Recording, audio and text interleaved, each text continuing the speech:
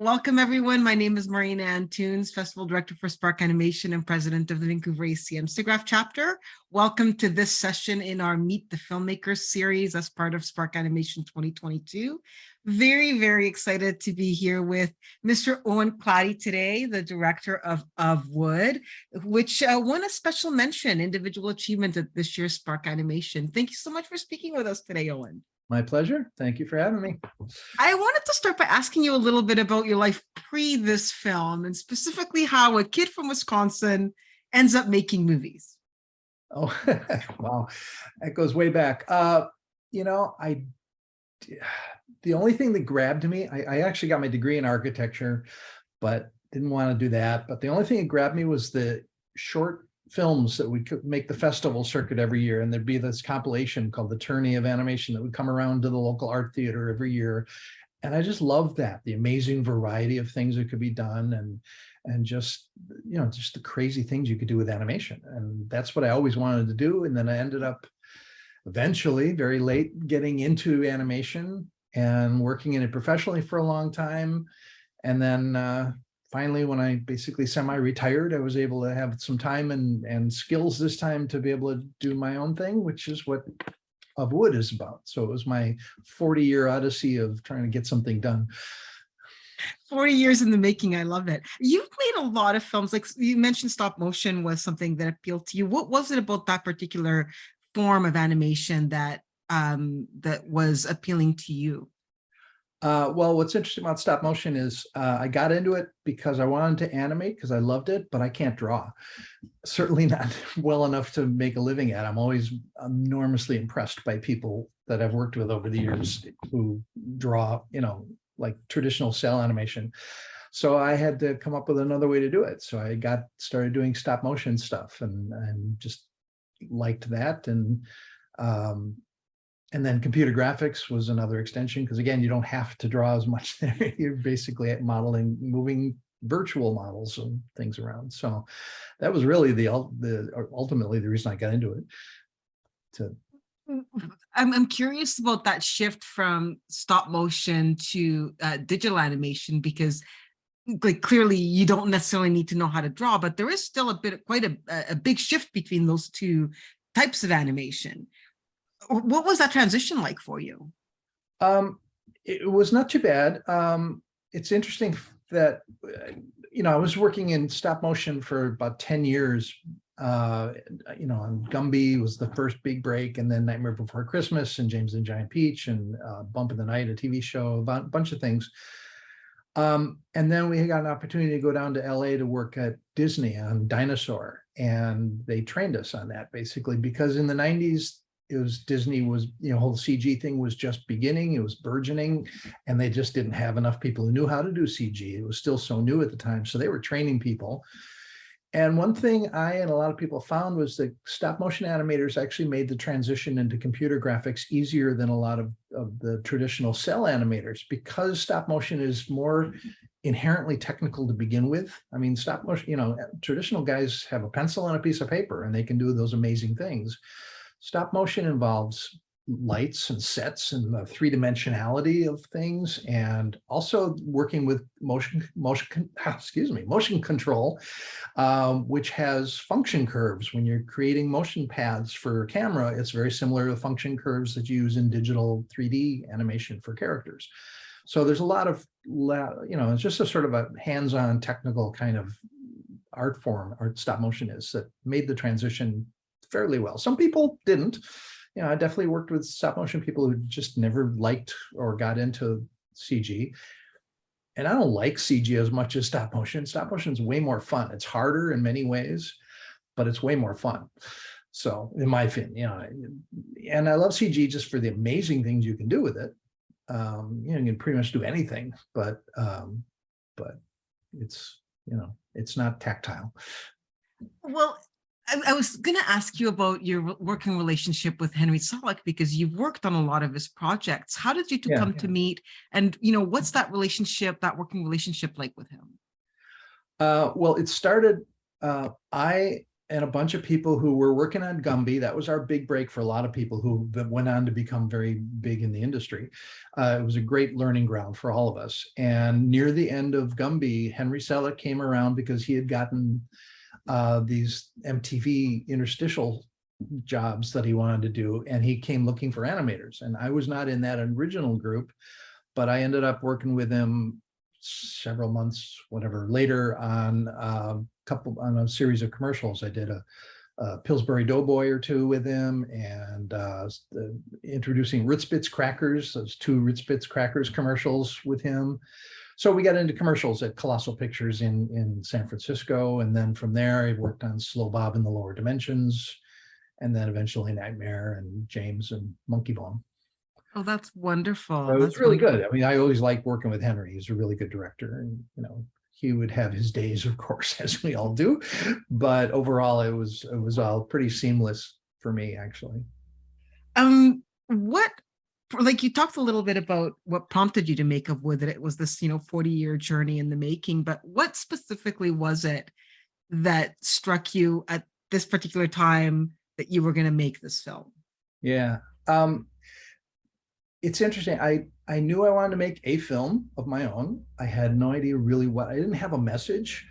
I just thought, okay, what do I want to do? I want to use my animation skills, and I've just like wood. I like wood. I love trees, wood sculpture, things made of wood. I've never done any wood sculpture or anything, so that would. But I thought, okay, I want to do something with wood, and then I thought about doing wood puppets, but George Pal did that back in the 50s. I wanted to do something new and different, So I just finally started thinking about carving and relief carving, and wondering if I could do that. And I did a test in clay just to find out how it would be to work in carving something, and what kind of lighting you need. Can you get the kind of shading you need in bas relief carving to make the form stand out, or how deep would they have to be to look good? And so the clay test turned out pretty well. And I just thought, okay, I can try this. And then and because it was just an experiment really in a technique. I still didn't have a film in mind. It was just, I thought I'd do something that had never been done before, and took a carving class just to learn the basics of how to carve something. And after like 5 little Saturday weekends, I was able to carve this little thing with the director, guy showing you how to do it step by step, and just learning the basic tools.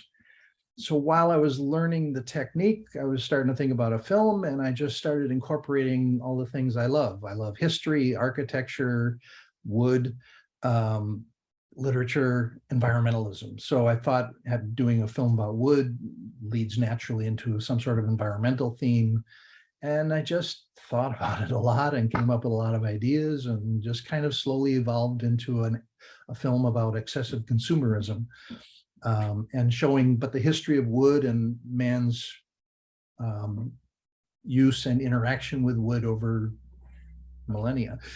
And that was the basic idea, and it just kind of evolved and came up. But yeah, it definitely started just as a technical test, gone horribly wrong, basically. Or horribly right, as the case may be in this case. You say, that you didn't have a clear idea when you started, but this one developed as you started thinking about it.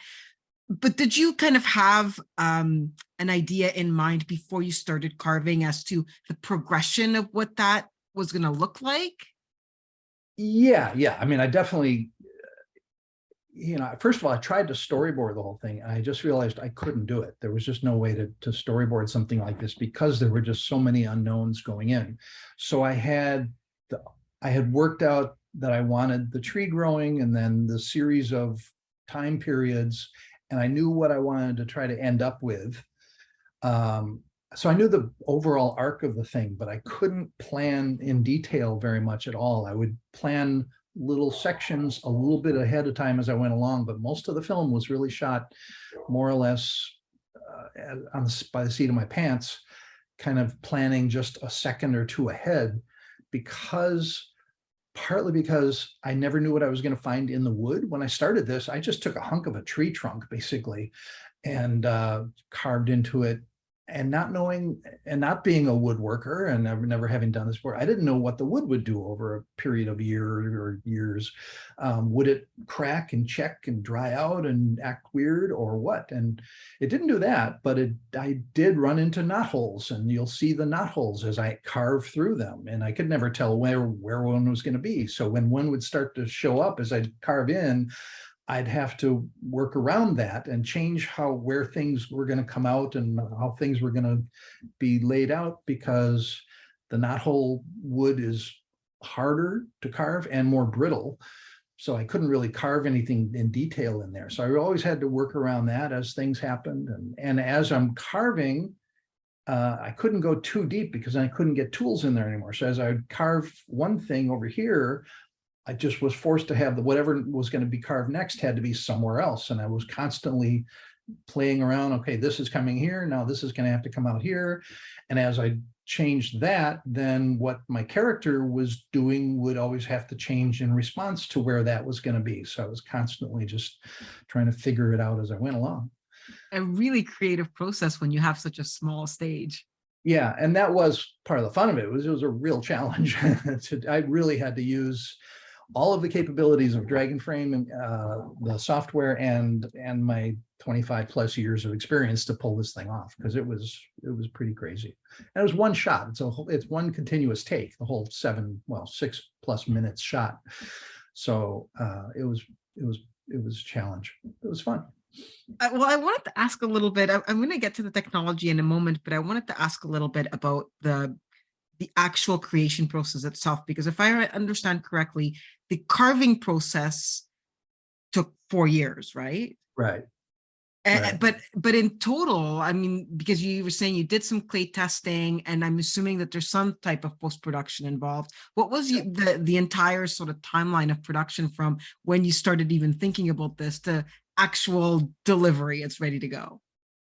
At least 6 years, I would say. Wow. From the time of starting, because it was just this idea that grew and germinated. And like I say, I did testing and I took that class. I did my clay tests, and then once I decided that I was going to do the wood, I took that class, and then I had some smaller pieces of wood that I did some test carvings on, again, just to get the feel for it, and how would I, what technique would I use to get the leaves on the trees? What kind of a tool do I use to get that kind of a little divot that makes them look like a leaf? And I did and there's this initial squiggle on the title at the beginning that animates. I drew that out and I animated just on paper, just to get a sense of what speed that those things would move at and how that would change. So there was always a certain amount of pre-planning a little ahead of time. And I had to build my set. I was originally going to just put it on a regular little workbench, but that wasn't going to work because I needed more space and depth of field and everything. So I had to build a whole set for it, and take over this whole room. Just there was a lot of prep and figuring out, and I didn't have technical help. I'm in Milwaukee. All my friends who know how to do this stuff are on the West Coast. So I had to kind of figure it out myself and make some phone calls to what kind of camera and how do I shoot this and what do I do? And I didn't have motion control. There is a zoom at the beginning, and I didn't have a motion control, which is the way you should do it nowadays. I have to do the zoom for the zoom in. So I did it with foam core. It's this technique that I learned on Gumby in 1987, and just using the foam core rig to make the camera move. And it's pretty smooth. It's not perfect, but it's good enough. So stuff like that. I had a lot of little preps and a lot of thinking, because I knew that I had to really think it through before I got into this, or I would not. I mean, one of my big things was, would I end up with enough wood? Could I get all this stuff and end up with enough wood at the end to be able to sculpt this thing without, because I knew I had to have a certain amount left to be able to do the final little sculpture. So I actually laid out lines every 1 inch on the top of the wood, so I could always keep track of how far in each section of the film was taking me, and it's like, okay, do I have enough wood to do the next section and the one, and so it was definitely always kind of thinking about it and trying to keep on top of it and figure it out as I go. And on a daily basis, like were you working on it every day for a couple of hours or? No, no, and of course life gets in the way, right? So it was set up in my basement for 4 years of shooting. I've put in, it was about something like 3,000 hours of shooting over 4 years. So I would try to put in 15 or 20 hours a week if I could. Some weeks I would do none. I'd usually try to get at least a few hours in. Some, occasionally I'd get a full 10-hour, 8 or 10-hour day, but rarely because my arm couldn't take it usually for that much time. Yeah, my hands would be cramping up and everything from handling the tools. I mean, animating with a hammer and chisel was a real unique experience.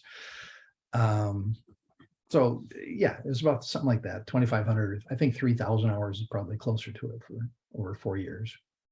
At any point did you think, what am I doing? What did I get myself into? Right near the beginning, the very first was fine. And then I got into this raindrop sequence at the beginning. I was shooting on ones and very quickly realized that was not going to be able to go. If I wanted the raindrop thing to be longer, just to really give it a nice, easy, natural feeling to the ease into the film. And it was taking as much as 3.5 hours per frame of carving to do this. So a good day, I'd get 3 frames of animation. So it was quickly became obvious I couldn't have it be as long as I wanted, or would have added another 6 months to the process. And just, so yeah, that was pretty crazy. So I changed to shooting on 2s, which turned out to be fine. And I just shortened that sequence enough to just get across the idea and then end it. So that was like, oh my goodness, what have I done? But then I knew once I got past that, I was okay, this will be better. And it was. And there were other points where it was slow, but not that slow. Well, actually, there's one other point where it did get to be like 3 hours a frame. But again, mostly it was fine. There were issues. The lens I had turned out to not be as stable as it should have been. So I was having to deal with that throughout the whole process at times. There were plenty of issues, but overall, once I got into it and I saw what was happening, it felt pretty good. I always knew the technique, if I could pull it off, the technique alone would get a lot of interest from animation nerds, if no one else. I was never as sure about the story and whether people would get it, what I was trying to say, and whether it would be engaging enough. And it's like, well, whatever. But I knew technically, if nothing else, it would get attention, and it was working, and it was a challenge. So it was fun as I went along. You talk a little bit about the lens, and I was going to ask you about some of the technology that you used in the film. Like, what did you shoot it on? And you mentioned Dragon Frame software, which I looked up because I'm not a stop motion geek. So I was like, what is this? So it would be great to get a little bit more insight into the technology that you were using to create the film. Yeah, it was just a Canon, home quality Canon camera, really, with a lens, like I say, a zoom lens that I should have gotten a new one, I think. Caused me some trouble, but anyway, it ended up working. And Dragon Frame is the state-of-the-art frame grabber software that stop motion people use. It's what Leica uses, and basically, and pretty much everybody I think who's doing major animation nowadays uses Dragon Frame. It's great software, and it's just software that allows you to see the shot as you're going along. That's the thing about stop motion animation as opposed to the other kinds of animation. It's a performance where you go from frame 1 to frame 2 and 3 and all the way through. There's no keyframing and going back and doing in-betweens and adjusting things. You have to go straight ahead. So Dragon Frame makes it possible to get instantaneous ongoing feedback as you're moving along, and you can look at the shot and see what your character's doing and make sure everything's going right. And even if there are mistakes to some degree, you can go back, although I couldn't do that much with this film, but it just gives you a lot of creative control and makes things a lot easier to work with. So it's a great software package that I would say any stop motion animator should use. But so you were doing, you were clearly like involved in every part of this. You were doing the animation, you were doing the carving, the capturing. Did you have any help at all? I've got some thanks in the credits for, I had a guy come in and help me light the set he came in for one day to help do that. And my wife, Angie, who's also an animator, also worked on Gumby and Nightmare and all these other various things over the years. She helped me make some of the rigs, because you have to have flying rigs to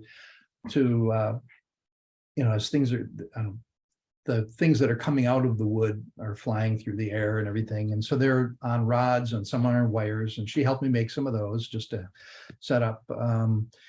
And I hired a couple ex-students to do a little bit of the rod removal work at the end in post-production.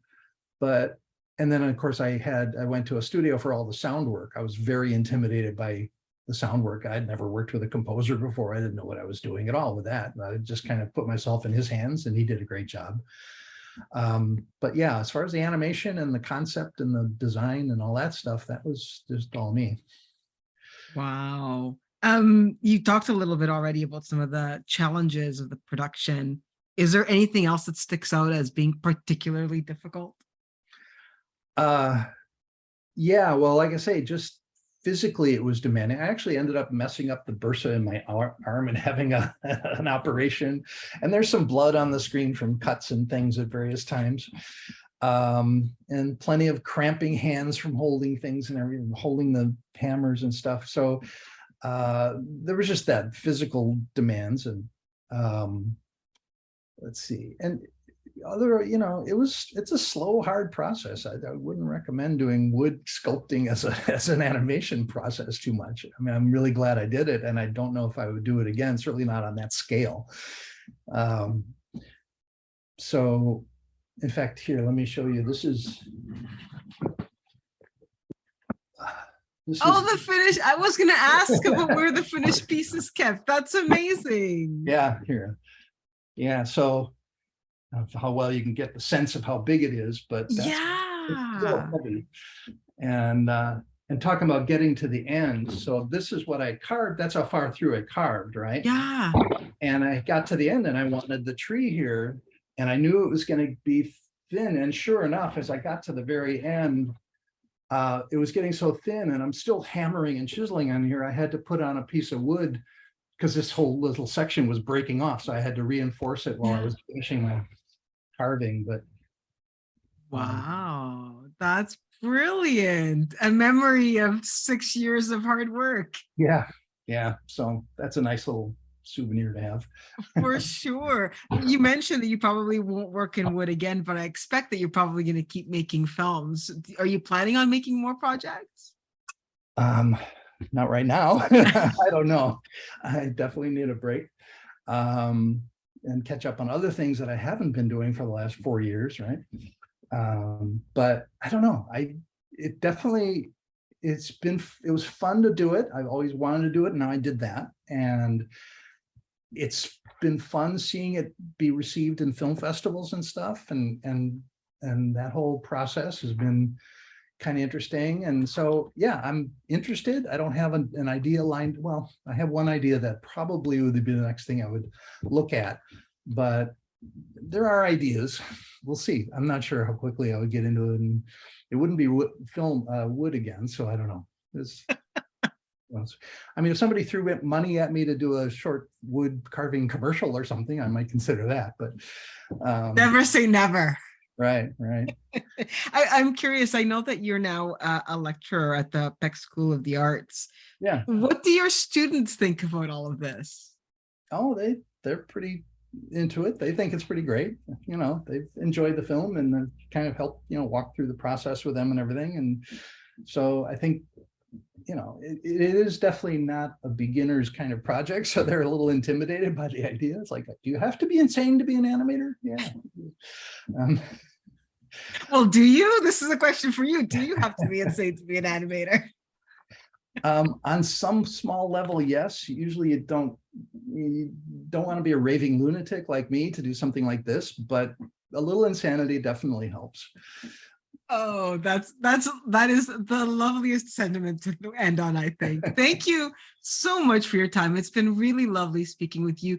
Congratulations on Of Wood, and best of luck with the film. And I can't wait to see what you have for us next, because I'm sure there'll be another one. Okay, well, good. All right. Well, thank you very much for the time.